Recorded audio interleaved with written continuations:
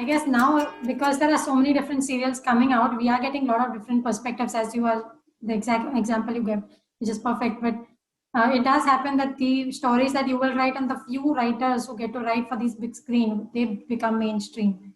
And then now, especially like, see, in the early days, we had that Ramayana and Mahabharata. That's what everyone knew in a way.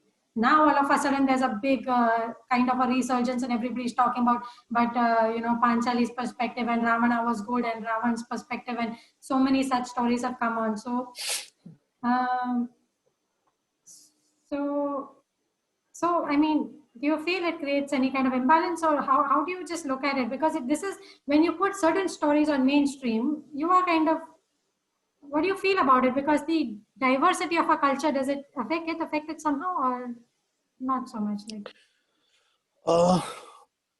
I live in a family where it's a heterogeneous mix of some extreme right-wing perspectives and some liberal perspectives. It's a big family, as you know.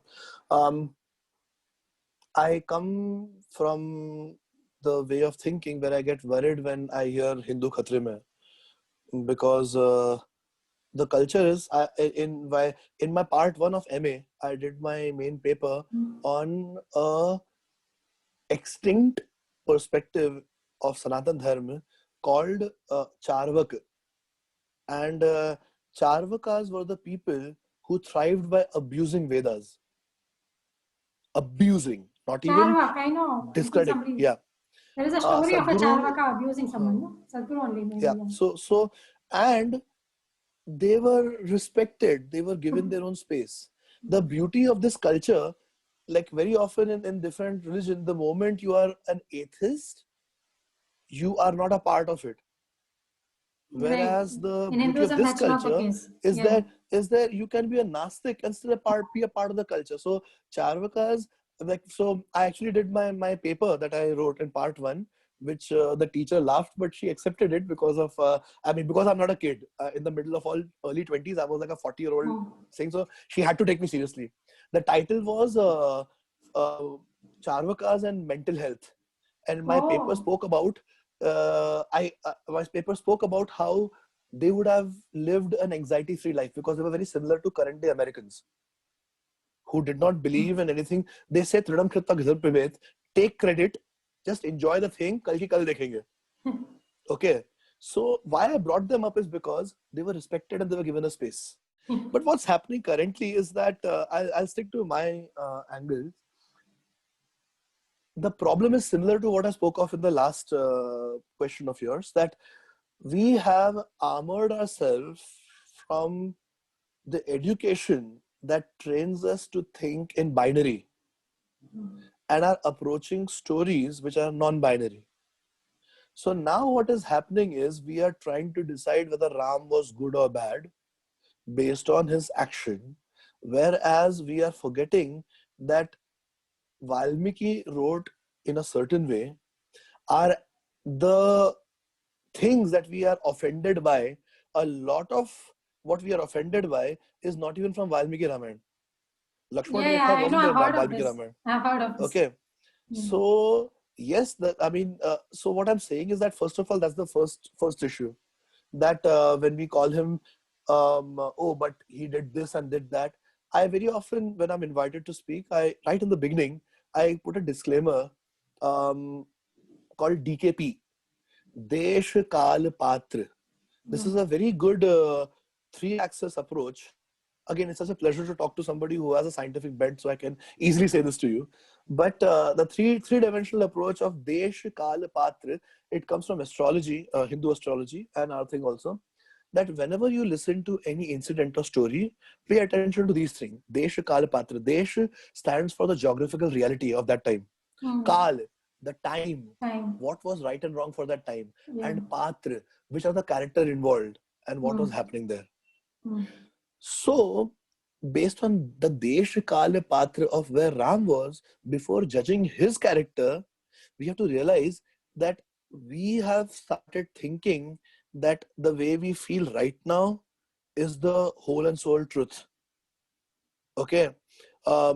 the hashtag #MeToo gave a very strong wake-up call that so many things that seemed right in 80s seem wrong in 2000s. So we have to realize that different eras come with their different sets. I'm not doing a social commentary of right and wrong. I'm just encouraging the readers and viewers to realize that these things happen. And if this applies by a few decades, who are we to judge things that have happened like thousands, maybe millions of years ago? I don't know. Science has not been able to say exactly when Valmiki Ramayana was written. We have clear opinion. Ramcharitmanas was written 400 years ago because it was Tulsidas lived at the time of Akbar. So that we have an idea about. Kamba Ramayana, the Tamil Ramayana, was written around 10th and 11th. That was the first Ramayana interpreted after Valmiki Ramayana. But Valmiki Ramayana, we are still not very sure. So we don't know all this happened, that itihas versus mythology discussion. We don't know. But what we do know is that we are judging everything based on that. Now, coming to other things. Different perspectives shown on television. Do we writers have responsibility? Yes, we do. And it's a double-edged responsibility, because at one level we have to be aware of making the content palatable. By that I don't mean कि masala डाल के कुछ भी करा दो. But on YouTube, if your viewers or even you would Google a show called Upanishad Ganga, it was made by Dr. Chandra Prakash Dwivedi, the same guy who played Chanakya decades ago. It's very well written, very well made. One of the closest data from the original content of Upanishads shown on television. And do you know of this show? No. None of you have know, because it was made in such a stark, bland, for lack of a better word, Dr. Dwivedi should forgive me for saying this, uninteresting way. Nobody ever wanted to watch it. Nobody saw it. It came and went. Why? I'm not saying that, oh, I'm very good, but I do have the awareness what Tulsidas had. See, Goswami Tulsidas made Ramayana in a very masaledar way. You have to realize that same story, and the Ramayana that's famous today is not even Valmiki Ramayana, it's Tulsi Ramcharitmanas. The reason is that what Ramanand Sagar made was word by word the Avadhi version, which was written 400 years ago. That's why there was Swayambar. Let me tell you this. In the original Sanskrit Ramayana, okay, Vishwamitra comes to Janakpuri, tells Raja Janak, look, I've got Dashrath's 2 sons with me. He's saying, oh wow, they've grown up. My daughters are also there. Let's get married. Next shlok they're getting married. Oh. It's that way. Now didn't Rama have to pick up a bow or something? That's all 400 years old. Okay. Tulsidas ji decided that this needs drama for masses to read. So he added Shiv Dhanush, he added this. Same thing, Mrig ke piche Ram jate hain, okay? And Ravan comes, Sita comes to give him arms, Ravan takes her and goes. There's no Lakshmana Rekha, no argument with Lakshman. This is all Tulsidas. Okay. Because Tulsidas ka DKP, Desh Kala Patra, there was a lot about how a woman has to be. So being true to 1600s, with the Mughal entities being around and everything, he created a chapter of how Lakshman deals with Sita. How Lakshman says, you better not step out this line. Right, because at that time there was no need for it. Actually, it makes sense what you're saying. That time we didn't think of women needing that. Right. I'll tell you something which will, we have to realize one thing. There are clear shlokas where Ram is telling Sita, I'm talking Sanskrit. Ram is telling Sita, why are you so sad? Shall I cook meat for you to make you feel better? Okay. This is Sanskrit. Which we need to realize, not to create controversy on our channel, but even those who are right-wingers watching your show, see, please understand, don't get put off, because then wasn't Ram, Lakshman weren't the Kshatriyas, and Kshatriyas eat meat. So it should not put anybody off. We have made them into a different angle altogether. But I'm not saying this. But then that is the point, right, Utkarsh? That Raman and Sagar, whatever Raman they made, that became the mainstream version. So how do we, so then just coming to, I don't think we can do anything about it. But the question then is that how to bring a deeper sense of understanding to the masses. How can that happen? Is that being done in any way? Like one of I've the had a things you decade to said, think about this question. Yeah, right? yeah. Please continue. Please continue. What One are the of things the you things said? you Yeah, go said on. that the fact that the Sagar Manthan has been shown in 3 different mainstream serials in 3 different perspectives is amazing way, because I'm sure some of these would have watched at least 2 of them, if not all 3, and that is an amazing way of bringing that forth, that it's just a different perspective and everybody had their own role, and within their role they are the hero also. Whatever role that they were the hero of that. Here's the catch. It doesn't always work. Mm. In fact, it leads to further strife and complications. My Twitter page is full of my Instagram requests and all are full of abuses. Till date, I get attacked by Oh my people, god. and now I'm writing a show called Yeshu. Mm. So now the Oh right my wingers god. hate me also Yeah, I'm because now I'm sure. writing Jesus. Right. Yeah. So so and even the Christian right wingers hate me because they're like, why are you showing it like this and all? Because I'm applying what I have learned, that you have to make it palatable in a certain way, but then it always creates problem. What I'm saying is this: why people get upset is because the problem is the same, that our recent decades of education, or I should say more than decade, maybe a century of education, has made us more and more binary. We are unable to think that truth can be framed more than one way. Ekam sat vipra bahuda vadanti. People say only ekam sat and misunderstand saying one truth. Okay. It is ekam sat vipra bahuda vadanti, means truth is one, but the learned are able to show it as different. They say there are many. There That's can so be good. many ways of reaching that. But because the dominant two religion, whichever they are in the world, are quite binary in nature. You are either with God or against God. That has influenced education, because one of the two famous religions in the world has also dominated the education that we. So because of that, we are growing up being told black, white, right, wrong, with or without, with us, against us, and our roots are very different from that. So it's not something that you and I can solve, but whatever I've done in last decade is just, if do you, very often people hate me, that's fine, but if out of lakhs of people that are watching, if maybe 100 people feel like going back to the books and maybe looking at something or thinking about it, then I mean, I think I would say that's my job in a way, and I would sleep a better sleep, because very often when people attack me, and they sometimes reach out, I get random calls, things like Oh that. my god. I've been threatened also. I will not name which, because that will also create controversy, but in a recent show that I wrote, when the show was about to go on air, I was kept on standby by channel, because one group was so much against that show that they had said that if they become active, you'll have to go underground because they might come to your house. So people are that sensitive about things. But what I mean to say is that um, if I see a youngster attacking me and all, na, I stick my neck out, let them attack me, and I encourage them. Why don't you? Yeah, you know what? Maybe you're right, but have you heard this from someone, or have you read this yourself? Oh, you heard this? No, no, I'm sure a guru was right, but why don't you also read it? Read it, yeah. Bas, itna ho gaya na.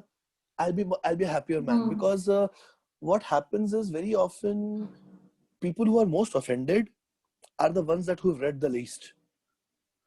Because the deeper we go into our culture, Yes. the more pluralistic it becomes. Yes. In fact, even pluralistic is a limiting word. It's limiting. It's too Um, many layers.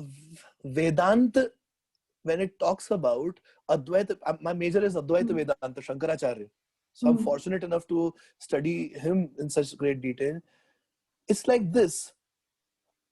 Pluralist bhi nahi bhul jao, because even pluralistic, you're talking about two. If you are going to the depth of Vedanta saying there's all one, then what exactly are you offended by? So I only encourage people to go. Now again, here's the catch: it's unfair to expect everybody to go and start reading and things like that, and that is why what I also sometimes do I think that I know? No, I don't. But sometimes, you just take whatever God you believe in and you write. Because the reality is, you can never feel that what you're writing is the ultimate truth, because we are all seekers. If we all knew what is happening, there would be no need for anything. We are all seeking. So then what I try and do is that making sure that even if the intellectual aspect is not getting reached out by the people, because that's not what the country India always functions on, I try and encourage and put maybe some good values of love, warmth, social angle. So if nothing else, let them just enjoy this aspect. So RadhaKrishn, they may not understand the deeper philosophy of it all the time, but let them at least enjoy with the way Krishna is kind even to his enemies. That's easy to understand. At least I hope they can do that. Because at the end of it, what happens is, um, as you were talking about, I've been fortunate enough to have have had certain experiences when I've been doing my own sadhana. Like over and above the program, Sadhguru would put me on silences and long silences, so like 1 month silence at a time and things like that. And stuff happens. What happens again is not a discussion of this conversation.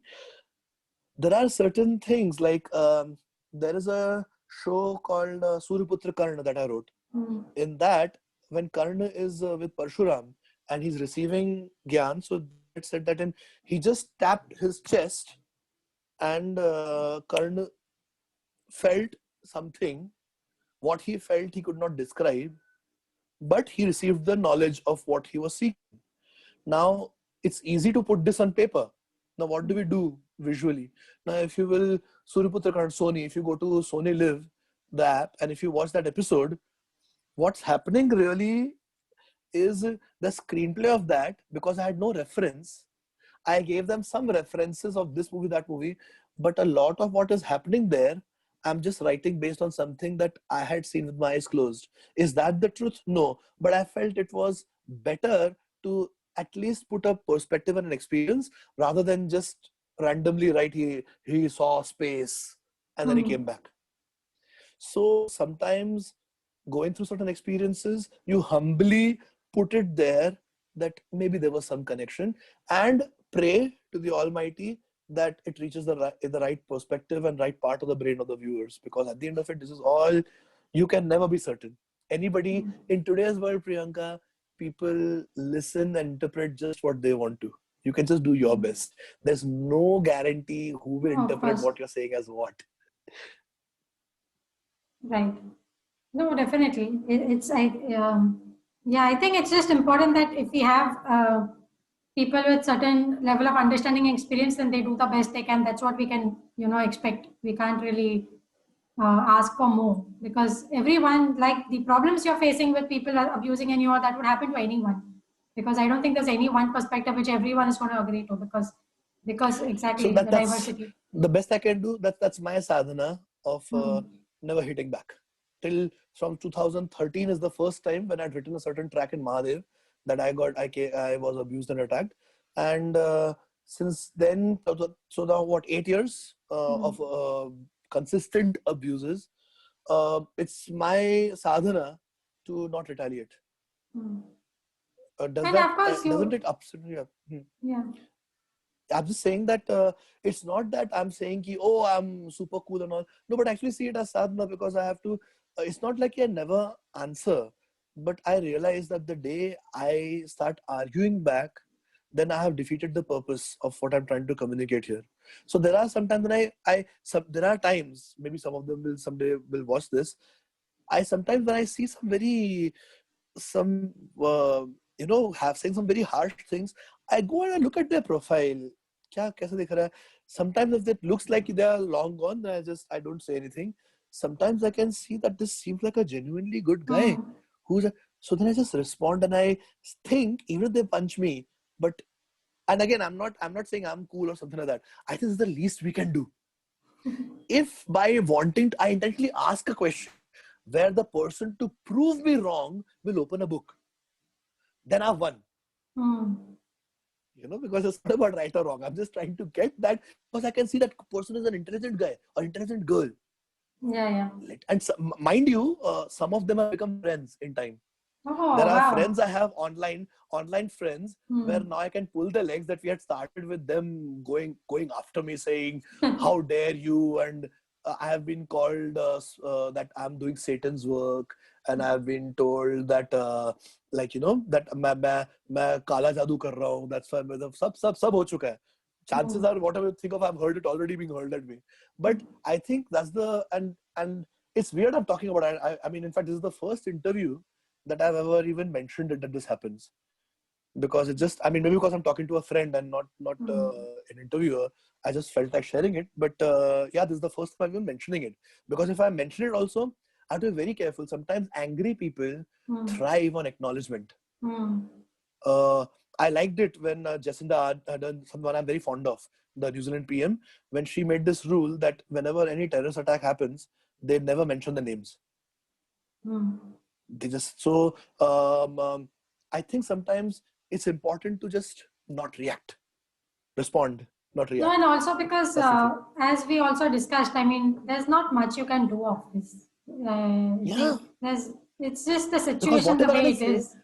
Whatever I say, they are going to hear. There's going to be some group which will want to attack you. So sometimes it's arguing is pointless, because when there's a hard perspective, no matter what you say, what will be listened to will be based on what they think is right. So it's best that you do what you know you can do best. And I mean, literally, I'm quoting Gita, कर्मण्य वाधिकारस्ते ये वाली बात है, that not getting caught up with that, but just going on with the work.